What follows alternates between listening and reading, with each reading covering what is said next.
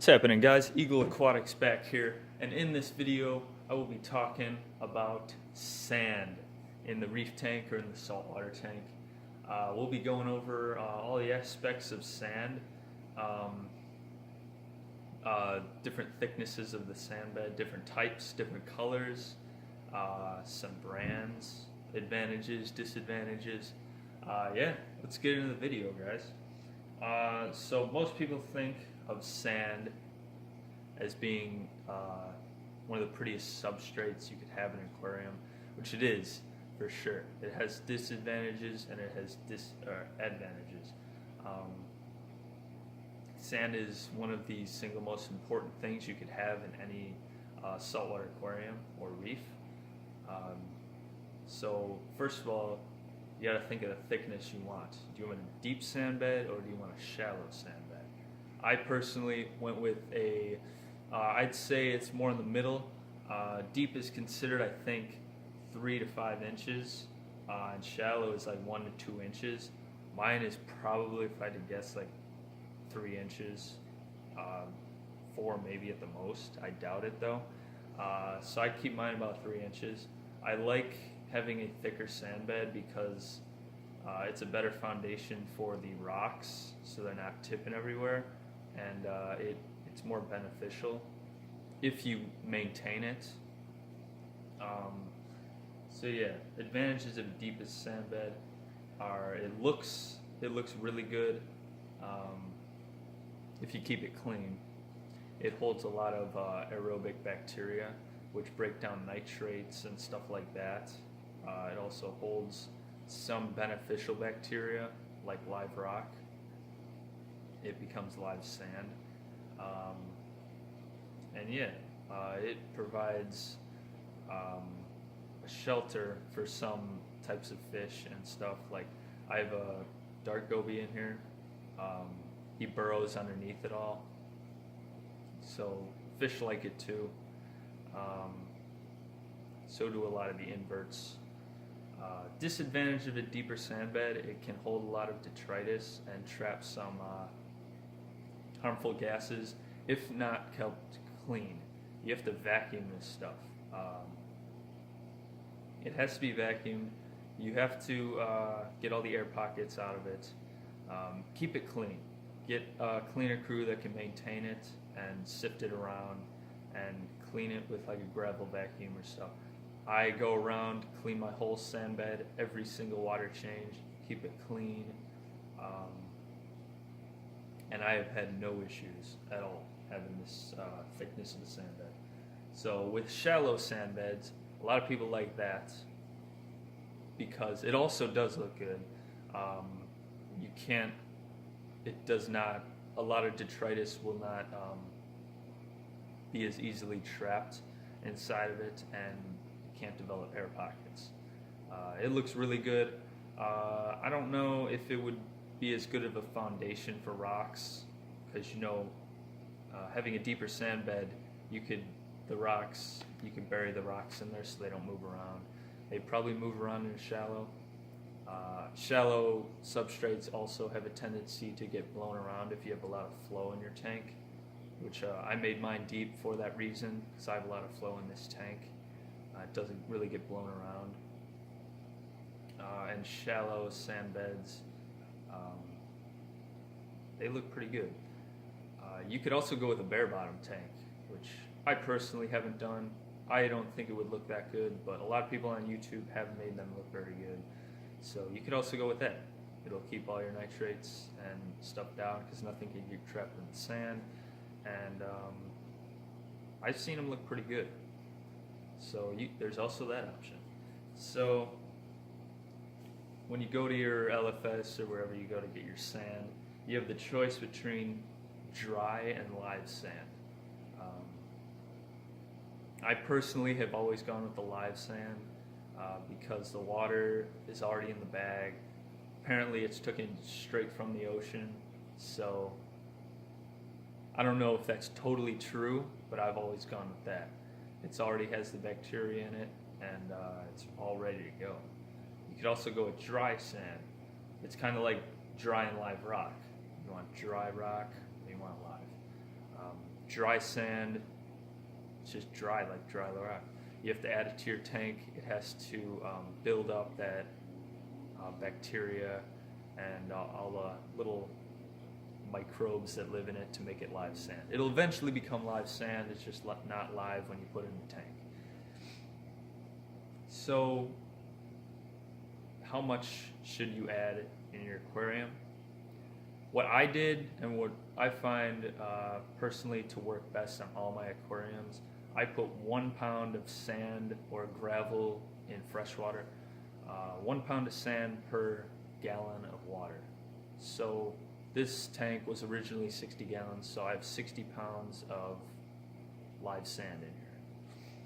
I found that to work best.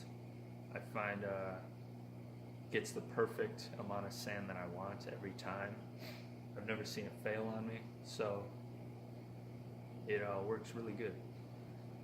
So I'd say 2 pounds per gallon generally works for me, at least. So you also have the choices between different sizes and granules of sand.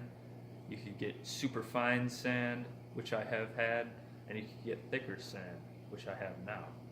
So in my BioCube, if you guys remember, I had that Carib Sea fine oolite sand, which I thought that stuff looked excellent, but there are a lot of disadvantages with that stuff, starting with it blows around very, very easily and makes just a cloud every time, like a fish or something stirs it up. It just makes a cloud of sand, and that annoyed me a lot.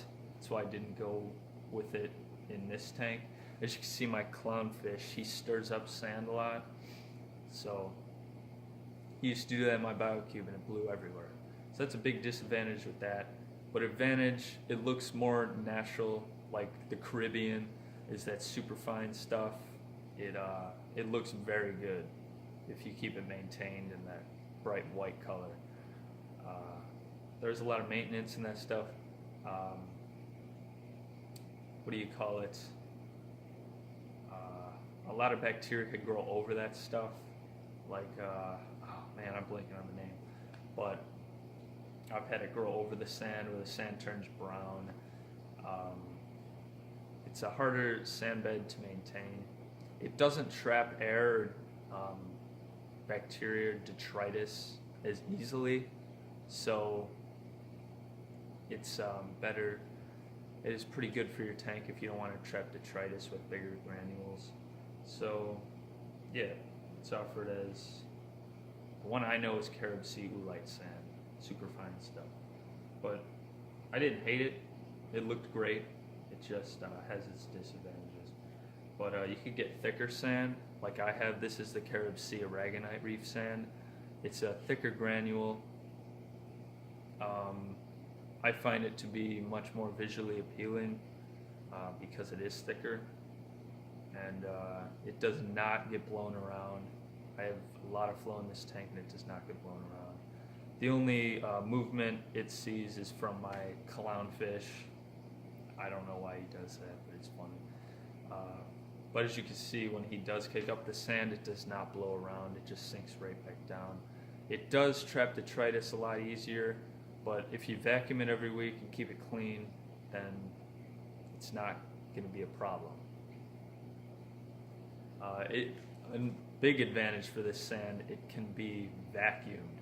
I use a siphon vacuum, and the vacuum does not suck it up. I love that.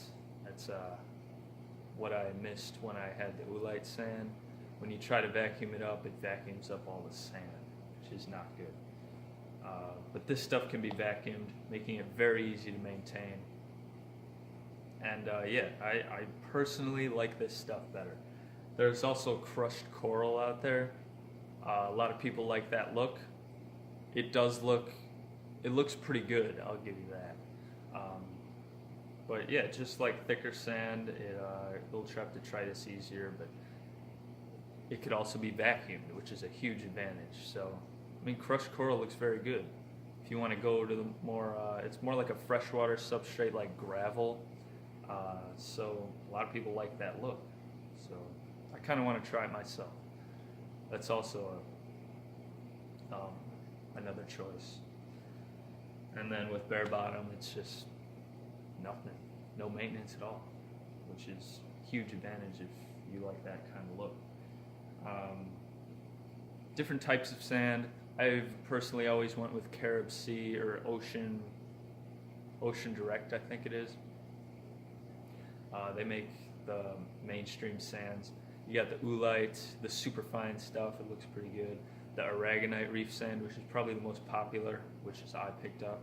You could also get the Fiji pink with, I think it's aragonite sand with like pink particles in it. It looks very good.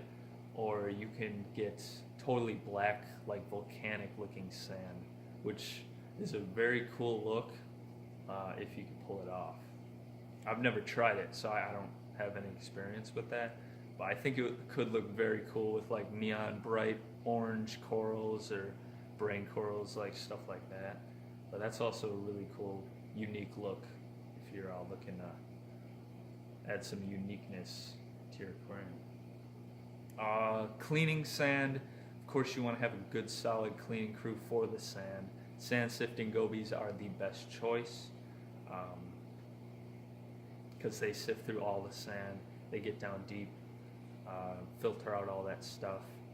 Conch snails are my personal favorite for cleanup crews because they're constantly going through all the sand, digging, eating everything off of it.